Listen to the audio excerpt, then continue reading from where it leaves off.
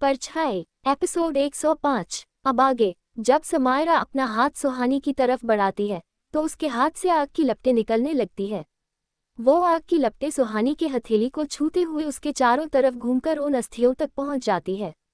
समायरा के ऐसा करते ही उन अस्थियों में आग लग जाती है और वो जलने लगती है। जैसे ही उन अस्थियों में आग लगती है उस साय से जोर से चीखने की आवाज़ आने लगती है और युवराज भी दर्द से चीखता हुआ नीचे गिर जाता है। समायरा की नज़र उस औरत पर पड़ती है, लेकिन तभी उस औरत के आसपास धुआं फैलने लगता है और अगले ही पल वो वहां दिखाई नहीं देती। युवराज की हालत देखकर सुहानी अपनी जगह से उठकर उसकी तरफ बढ़ने लगती है, लेकिन तभी समायरा उसका हाथ पकड़ लेती है और उसे युवराज के पास जाने नहीं देती। सुहानी समायरा से अपना हाथ छुड़ाने की कोशिश करते हुए कहती है, छोड़ो, मुझे युवराज सर के पास जाना है। समायरा सख्त आवाज में कहती है, तुम अभी उसके पास नहीं जा सकती। उसके अंदर से उस आत्मा का एक अंश खत्म हो रहा है। तुम्हारा उसके पास जाना उसके और तुम्हारे लिए खतरनाक हो सकता है। समायरा की बात सुनकर सुहानी वहीं रुक जाती है और युवराज उसके सामने दर्द में तड़पता हुआ जमीन पर पड़ा रहता है। युवराज की ये हालात सुहानी से नहीं देखी जा रही थी। उसे देखकर सुहानी की आंखों में आंसू आने लगते हैं। निशा पास पड़ा फोन अपने हाथ में लेती है और विवेक को आवाज लगाते हुए उसे ढूंढने लगती है। विवेक का एक पैर अभी भी उस पेड़ की एक डाल के नीचे दबा हुआ था, लेकिन वो अभी भी अपने होश में था। निशा की आवाज़ सुनकर विवेक भी उसे आवाज़ लगाता है। निशा विवेक की आवाज़ का पीछा करते हुए उसके पास पहुंच जाती है। विवेक को पेड़ के नीचे उस हालात में देखकर निशा कहती है, विवेक तुम ठीक हो? तुम्हारा पैर? विवेक दर्द से कराहते हुए निशा से कहता है, वहाँ क्या हुआ? सुहानी और युवराज सर कैसे हैं?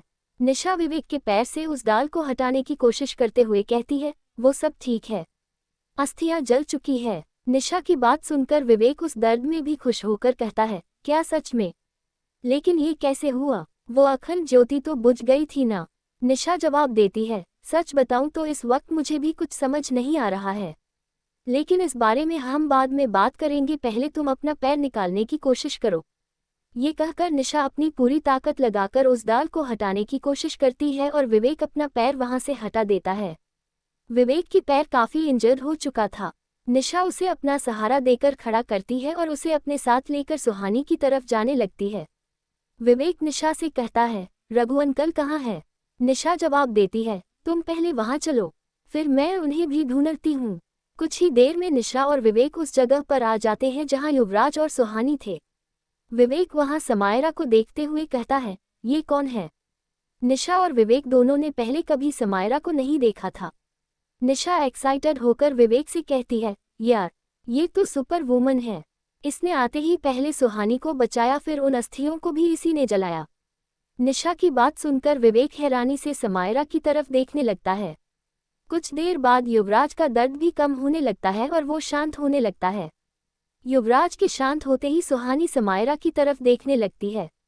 सुहानी के इस तरह से देखने पर समायरा अपना सर हिला देती है और सुहानी दौड़ते हुए युवराज के पास जाती है।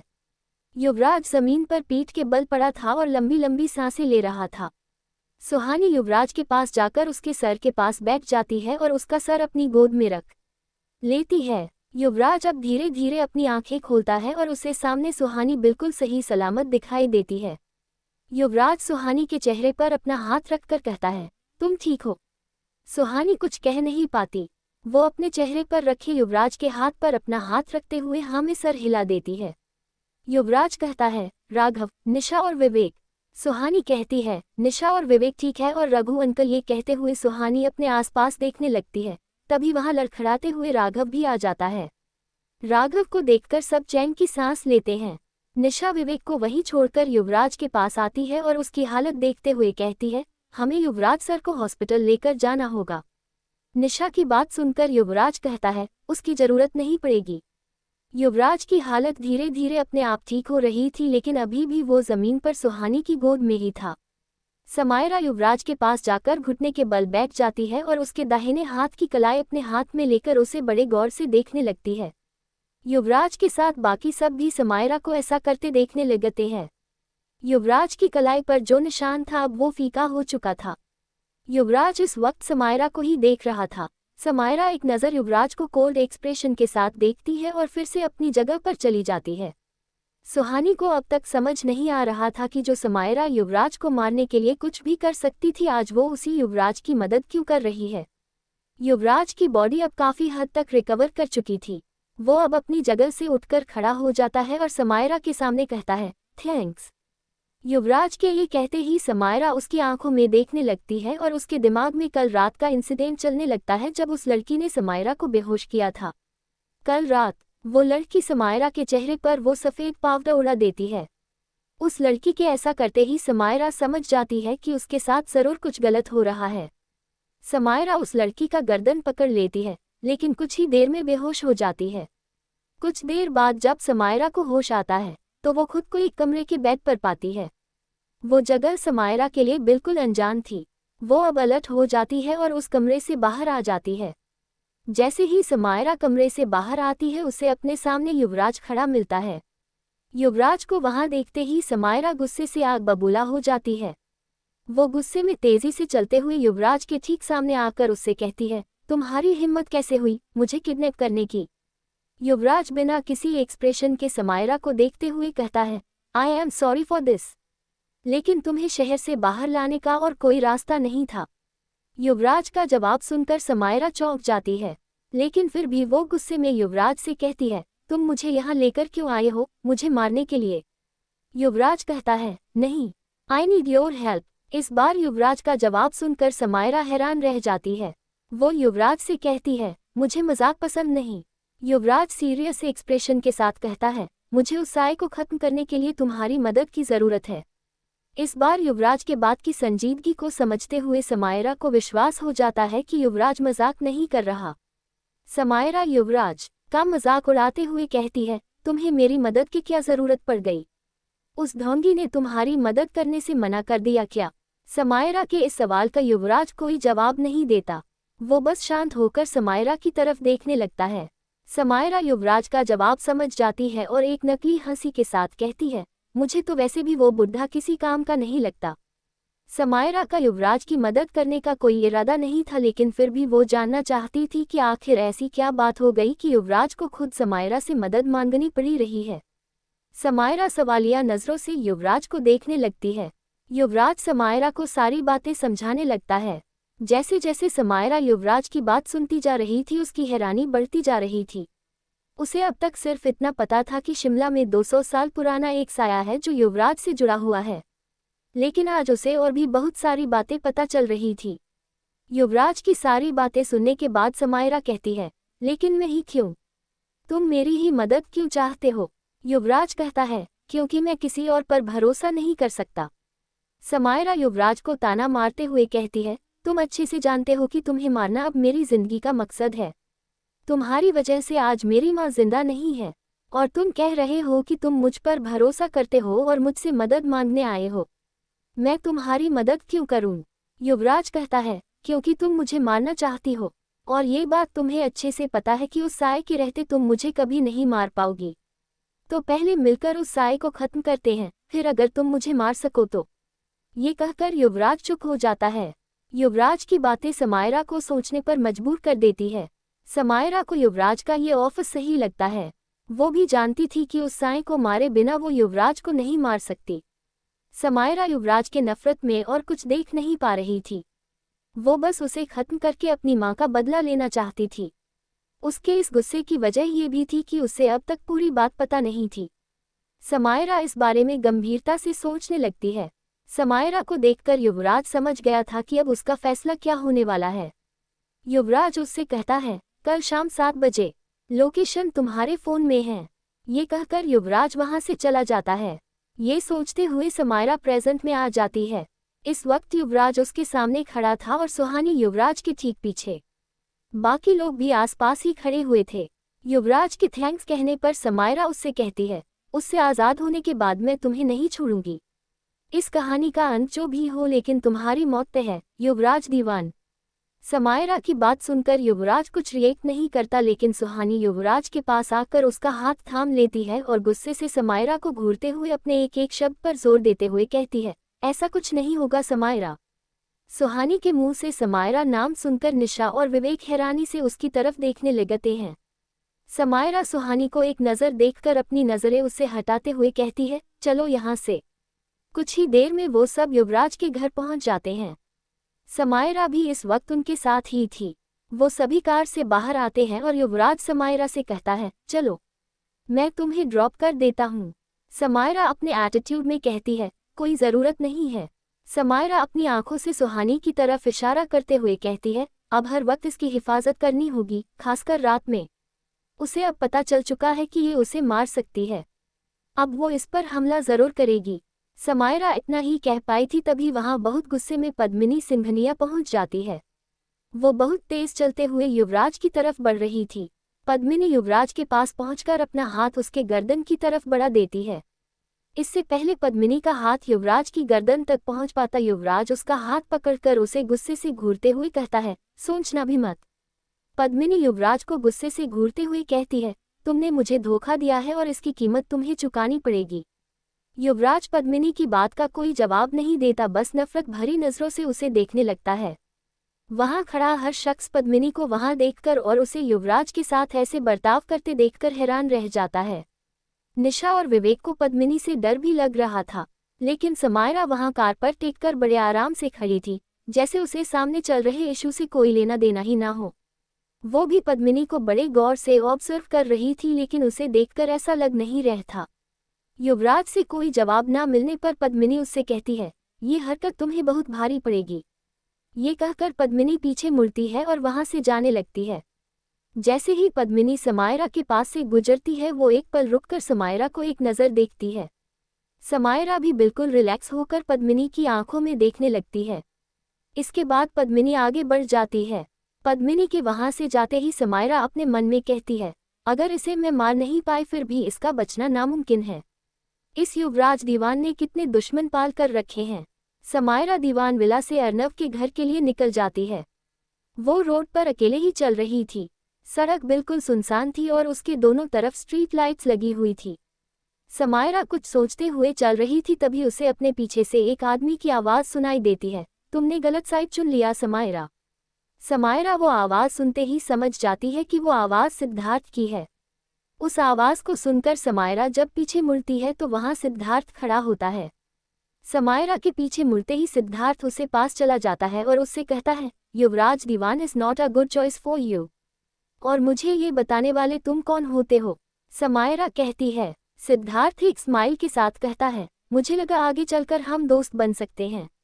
सिद्धार्थ का जवाब सुनकर समायरा एक व्यंग्य भरी मुस्कान के साथ कहती है, अच्छा दोस्ती और तुमसे? मैं मुर्दों से दोस्ती नहीं रखती। समायरा का जवाब सुनकर सिद्धार्थ के चेहरे की स्माइल गायब हो जाती है और वो समायरा को गुस्से से घूरने लगता है। एपिसोड 106। अब आगे। सिद्धार्थ कहता है, मैं मुर्दा नहीं हूँ, मैं भी तुम्हारी तरह जिंदा हूँ। समायरा कहती है, oh really, but how? Siddharth अपनी बात पर जोर देते हुए कहता है, क्योंकि मेरे पास भी मेरा शरीर और मेरी आत्मा है। मैं पूरी तरह से जिंदा हूँ। सिद्धार्थ की बात सुनकर समायरा उसे ताना मारते हुए कहती है, अगर ऐसा है तो तुम्हें जिंदा रहने के लिए लोगों को मारने की ज़रूरत क्यों पड़ती है? ये कहकर समायरा वहाँ से चली जाती है। सिद्धार्थ वहीं खड़े होकर गुस्से से समायरा को जाते हुए देखने लगता है। सिद्धार्थ गुस्से में कहता है, ये चॉइस तुम्हें बहुत भारी पड़ेगी। अब तुमने मेरे सामने और कोई रास्ता नहीं छोड़ा है। कुछ देर बाद समायरा अर्नव के घर पहुंच जाती है। घर के लिविंग एरिया में आते ही वो देखती है कि अर्नव काउच पर बैठे टीवी देख रहा था। समायरा के आते ही अर्नव उठकर उसके पास आ जाता है और उससे कहता है, कहाँ रह गई थी तुम? अर्नव का सवाल सुनकर समायरा उसके लिए कोई बहाना सोचने लगती है। इससे पहले समायरा कुछ कह पाती अर्नव उससे कहता है, खैर छोड़ो, चलो डिनर करते हैं, मुझे बहुत भूख लग रही है। समायरा अर्नव को देखते हुए कहती है, अगर तुम्हें भूख लग रही है तो तुमने अब तक खाना क्यों नहीं खाया? अर्नव कहता है, मैं तुम्हारा वेट कर रहा था। समायरा मुंह बनाते हुए कहती है, मेरा वेट? लेकिन क्यों? अर्नव कहता है, अब तुम्हारे साथ डिनर करने की आदत हो चुकी है तो अकेले खाने का मन नहीं करता। अर्नव की बात सुनकर समायरा उसे अजीब सी नज़रों से देखने लगती है। किसी का उसके लिए इंतज़ार करना, उसका रोज़ किसी के साथ खाना खाना, ये सब समायरा के लिए बिल्कुल नया था। अर्नव समायरा का हाथ पकड़कर उसे अपने साथ डाइनिंग टेबल तक ले जाता है और उन दोनों के लिए वो खाना सर्व करने लगता है। समायरा अर्नव को अपने लिए ये सब करते हुए एकटक देखने लगती है। अर्नव को देखते हुए वो अपने मन में कहती है, इसके साथ होने पर मुझे इतना अजीब सा क्यों लगता है? ऐसा तो कभी किसी के साथ महसूस नहीं हुआ। क्या इसके पास भी कोई जादुई शक्ति है? समायरा ये सोचते हुए अर्नव को देख ही रही थी, तभी अर्नव अचानक से एक निवाला लेकर समायरा को खिलाते हुए उससे कहता है, मुझे बाद में घूरते रहना, पहले खाना खा लो। अर्नव के ऐसा करने पर समायरा अपनी नज़रें उस पर से हटा लेती है और अपना खाना खाने लगती है। इधर समायरा के जाने के बाद युवराज, सुहानी, निशा और विवेक घर के अंदर आ जाते हैं।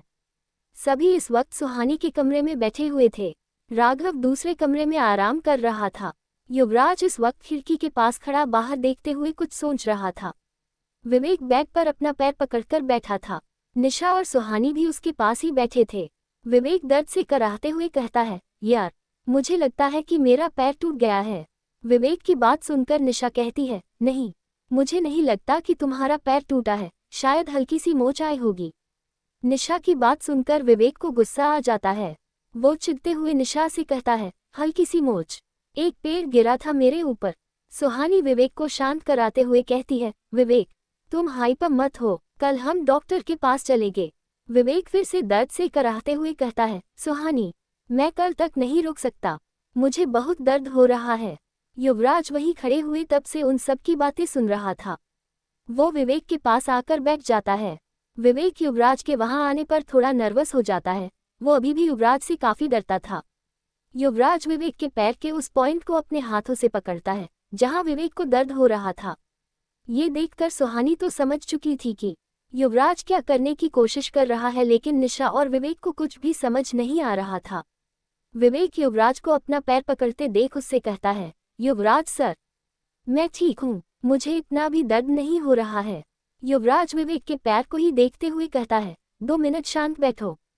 युवराज के ऐसा कहने पर विवेक वहां खामोश बैठ जाता है। युवराज विवेक के पैर को कुछ सेकंड अपने हाथ में पकड़कर उसे छोड़ते हुए कहता है, अब देखो। विवेक अपना मुंह बनाते हुए कहता है, क्या देखूं? विवेक की बात सुनकर सुहानी जोर से विवेक का पैर खींच देती है। सुहानी के ऐसा करते ही विवेक जोर से चीख पड़ता है, सुहानी, ये क्या कर रही है? मेरे पैर में चोट। विवेक इतना ही कहकर खामोश हो जाता है और अपने पैर को देखने लगता है। निशा भी सुहानी को डांटते हुए कहती है, सुहानी, ये क्या बचपना है? तुझे पता है ना विवेक को दर्द हो रहा है। निशा की बात पूरी होते ही विवेक कहता है, अब नहीं हो रहा। ये कहकर विवेक एकटक युवराज को देखते हुए कहता है, युवराज सर, ये आपने कैसे किया? युवराज विवेक के सवाल का कोई जवाब नहीं देता और वहां शांत खड़ा रहता है। इसके बाद विवेक सुहानी की तरफ देखता है। सुहानी विवेक को देखकर स्माइल कर रही थी। विवेक सुहानी को देखते हुए कहता है, युवराज सर चोट ठीक कर सकते हैं? सुहानी हाँ में अपना सर हिला देती है। सुहानी का जवाब सुनकर निशा और विवेक हैरानी से युवराज को देखने लगते हैं, लेकिन उसके डर से कुछ नहीं कहते। विवेक को आराम मिलने के बाद निशा कहती है, यकीन नहीं होता ना कि हमने पहले कलश की अस्थियां डिस्ट्रॉय कर दी। आई होप ऐसे ही हम बाकी के दोनों कलश को ढूंढकर उसे खत्म कर दें। निशा की बात पूरी होते ही विवेक कहता है, नहीं निशा, बाकी के 2 कलश को ढूंढना और डिस्ट्रॉय करना इस बार के जितना आसान नहीं होगा। इस बार वो लोग तैयार नहीं थे, लेकिन अगली बार ऐसा नहीं होगा। अब की बार वो लोग पहले से तैयार होंगे। सुहानी आगे कहती है, हाँ बिल्कुल, अब उन्हें पता चल चुका है कि हम उन्हें खत्म करने की कोशिश कर रहे हैं। इस बार वो हमें रोकने के लिए अपनी पूरी ताकत लगा देंगे। ये सुनकर निशा कहती है, यार, आज के लिए बहुत हो गया है, अब बस करते हैं, कल देखेंगे आगे क्या करना है। विवेक निशा की बात से सहमत होकर कहता है, ठीक है फिर, तुम लोग आराम करो, हम चलते हैं। ये कहकर विवेक युवराज की तरफ देखने लगता है। युवराज सुहानी को देखकर कहता है, तुम मेरे साथ चलोगी? युवराज की बात सुनकर निशा और सुहानी उसे आंखें फाड़कर देखने लगते हैं। सुहानी युवराज से कहती है, युवराज सर, आप ये क्या कह रहे हैं? युवराज सुहानी के सवाल का कोई जवाब नहीं देता। तभी विवेक कहता है, सुहानी, युवराज सर ठीक कह रहे हैं, तुम उनके रूम में ज्यादा सेफ रहोगी। समायरा ने भी कहा था कि तुम्हारी हिफाजत अभी जरूरी है, खासकर रात में। अगर रात में वो साया यहाँ आ गया तो निशा तुम्हें उससे नहीं बचा पाएगी। हम लोग इस रुद्राक्ष की वजह से सेफ हैं, लेकिन तुम्हारे साथ ऐसा नहीं है तो बेहतर होगा कि तुम युवराज सर के साथ जाओ। सुहानी को विवेक की बात सही तो लग रही थी, लेकिन ऐसे वो रात में युवराज के साथ रहने में कंफर्टेबल नहीं थी। युवराज सुहानी की प्रॉब्लम को समझते हुए कहता है, डोंट वरी, मैंने मेरे रूम में एक और बेड लगवा दिया है, तुम वहां आराम से रह सकती हो, तुम्हें कोई प्रॉब्लम नहीं होगी। युवराज की बात सुनने के बाद भी सुहानी असमंजस में ही रहती है। निशा उसके कंधे पर हाथ रखते हुए कहती है, सुहानी, मुझे भी युवराज सर की बात ठीक लग रही है। अगर मृदुला यहाँ आ गई तो वो मुझे कुछ नहीं कर पाएगी, लेकिन मैं तुझे उससे नहीं बचा पाऊंगी। मृदुला से तुझे प्रोटेक्ट सिर्फ युवराज सर कर सकते हैं, इसलिए तुझे कुछ दिनों तक उनके साथ ही रहना पड़ेगा। निशा की बात सुनकर सुहानी अपना सर हिला देती है। युवराज दरवाजे की तरफ इशारा करते हुए सुहानी से कहता है, चलें। सुहानी कमरे से बाहर चली जाती है और युवराज भी उसके पीछे वहां से चला जाता है।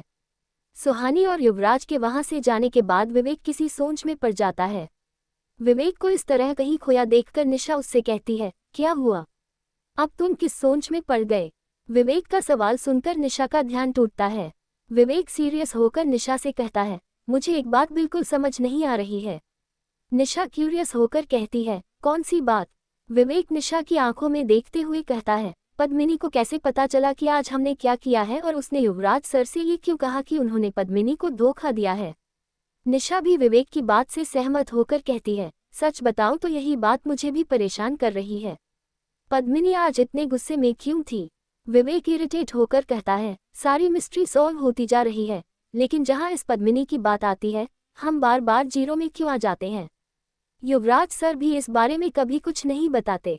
निशा कुछ याद करते हुए कहती है, ओह शिट। विवेक कहता है, क्या हुआ? निशा बौखलाहट के साथ कहती है, यार, आज हमारे पास गोल्डन चांस था। पद्मिनी खुद हमारे पास आई थी। हमने उसकी कलाई देखकर चेक क्यों नहीं किया कि उसके हाथ में मृदुला के पति का नाम है या नहीं? कम से कम हमें इतना तो पता चल जाता कि पद्मिनी मृदुला है या नहीं। निशा की बात सुनकर विवेक भी अपना सर पकड़कर बैठते हुए कहता है, ओह शिट, हमने इतना अच्छा चांस कैसे मिस कर दिया। अब पता नहीं हमें कब फिर से पद्मिनी मिलेगी। इधर युवराज के कमरे में आते ही सुहानी युवराज से पूछती है, समायरा हमारी मदद क्यों कर रही है? युवराज कहता है, क्योंकि वो मुझे उस साए से आज़ाद करके मारना चाहती है। युवराज का जवाब सुनकर सुहानी थोड़ा घबरा जाती है। सुहानी को ऐसे डरते देखकर युवराज उसके कंधे पर हाथ रखते हुए कहता है, क्या हुआ, डर लग रहा है? सुहानी मासूमियत से युवराज की आंखों के देखते हुए कहती है, क्या समायरा आपसे ज्यादा पावरफुल है? युवराज सुहानी के चेहरे को अपने दोनों हाथों में लेकर कहता है, तुम्हें क्या लगता है? युवराज का सवाल सुनकर सुहानी सोच में पड़ जाती है। युवराज आगे कहता है, तुम चिंता मत करो, समायरा ऐसा कुछ नहीं करेगी। सुहानी कहती है, आपको कैसे पता? युवराज कहता है, बस गट फीलिंग है। बचपन से रक्षा ने समायरा के मन में ये बात बैठा दिया है कि मुझे मारना उसकी लाइफ का मोटिव है, इसलिए वो बिना किसी स्ट्रांग रीजन के मुझे मारना चाहती है। बट आई एम श्योर कि जब तक ये सब खत्म होगा, समायरा को एहसास हो जाएगा कि उसकी माँ गलत थी। सुहानी कहती है, और अगर ऐसा नहीं हुआ तो? युवराज हल्की मुस्कान के साथ सुहानी को अपने करीब लाते हुए कहता है, तो फिर तुम हो ना मुझे बचाने के लिए? सुहानी युवराज को हक करते हुए कहती है, हाँ, मैं उसे आपको कुछ नहीं करने दूंगी। युवराज भी सुहानी को कसकर पकड़ते हुए कहता है, मुझे पता है। कुछ देर तक सुहानी को इस तरह से बाहों में भरने के बाद युवराज उससे अलग होता है और उसे उसके बेड पर लेटा कर उसे ब्लैंकेट ओढ़ाते हुए कहता है, काफी रात हो चुकी है, अब सो जाओ। ये कहकर युवराज सुहानी के फोरहेड में एक किस कर देता है और अपने बेड पर जाकर सीधा लेट जाता है। युवराज के कमरे में हल्की रोशनी थी। वो अपने बेड पर आंखें बंद करके लेटा हुआ था और सुहानी अपने बेड पर लेटे हुए उसे बड़े प्यार से देख रही थी। युवराज अपनी आंखें बंद किए हुए ही कहता है, मुझे घूरना बंद करो और सो जाओ। ये सुनकर सुहानी अपना मुंह बनाकर सोचने लगती है, इन्हें आंखें बंद करके भी दिखाई देता है क्या? युवराज फिर से अपनी आंखें बंद किए हुए ही कहता है, नहीं, लेकिन मैं खुद पर तुम्हारी नज़र महसूस कर सकता हूँ। अब सो जाओ वरना मैं तुम्हारे बेड में आकर सो जाऊंगा। युवराज की ये बात सुनकर सुहानी कसकर अपनी आंखें बंद कर लेती है और खुद से कहती है, युवराज सर ने पक्का अपने बहुत सारे पावर्स मुझसे छुपा कर रखे हैं। काफी रात हो चुकी थी। जंगल के बीच युवराज का वो बंगला जहां से अर्नव ने उन होस्टेजेस को छुड़ाया था, वो साया तेजी से उस बंगले के अंदर चला जाता है। इस बंगले के हॉल में वो औरत ध्यान मुद्रा में बैठी होती है। उसके सामने काले तंत्र की सामग्रियां रखी होती है। वो साया उस औरत के सामने आकर हवा में रुक जाता है और उससे मृदुला की भयानक आवाज आती है, बुज़दिल औरत, वहां से भागकर इस बिल में आकर छुप गई हो। वो औरत उस साये को गुस्से में देखते हुए कहती है, अपनी हद में रहो, वरना तुम जानती हो कि मैं तुम्हारे साथ क्या क्या कर सकती हूँ। मृदुला कहती है, तुम सिर्फ धमकी दे सकती हो, वहां तो तुम उन अस्थियों को बचा नहीं पाई। वो औरत कहती है, क्योंकि वहां समायरा आ गई थी। मृदुला गुस्से में कहती है, समायरा आ गई थी और तुम उससे डरकर भाग आई। तुम उसे नहीं हरा सकती। वो औरत कहती है, मैं उसे आराम से हरा सकती थी, लेकिन ये वक्त उससे उलझने का नहीं है। अगर, ये कहते हुए वो औरत चुप हो जाती है। अगर क्या? मृदुला कहती है। वो औरत कुछ सोचते हुए कहती है, समायरा खुद नहीं जानती कि वो क्या चीज़ है। रक्षा ने समायरा और उसे बनाने में अपनी पूरी जिंदगी लगा दी थी। समायरा का युवराज का साथ देना हमारे लिए अच्छी बात नहीं है। मृदुला कहती है, और युवराज? मृदुला की बात सुनकर वो औरत और भी सीरियस हो जाती है। वो आगे कहती है, वो वक्त आने वाला है, जैसे जैसे वो समय करीब आते जाएगा, युवराज की शक्तियां बढ़ती जाएगी, लेकिन अब भी वो अपनी शक्तियों का इस्तेमाल करना नहीं जानता। मृदुला कहती है, अब हम क्या करेंगे? वो मेरी बची हुई अस्थियों को भी नष्ट करने की कोशिश करेंगे। वो औरत कहती है, हमें बस 3 महीने उन्हें रोककर रखना होगा, फिर जो होगा वो कोई सोच भी नहीं सकता। और युवराज के साथ क्या करना है, ये मैंने सोच लिया है। मृदुला कहती है, क्या करना होगा? वो औरत कुछ सोचते हुए कहती है, कुछ खास नहीं, बस किसी एक को अपने तरफ करने का समय आ गया है। ये कहते हुए वो औरत सोचने लगती है, किसी भी तरह 3 महीने और मुझे उस कुएं को युवराज से बचा कर रखना होगा। अगर उसे सच का पता चल गया तो मेरी सदियों की मेहनत बेकार हो जाएगी। वो खुद भी नहीं जानता कि उसकी शक्तियों की वजह ये मृदुला नहीं कुछ और है। आगे की स्टोरी अगले एपिसोड में। अगर हमारी स्टोरी आप लोगों को अच्छी लगती है तो प्लीज कमेंट करें।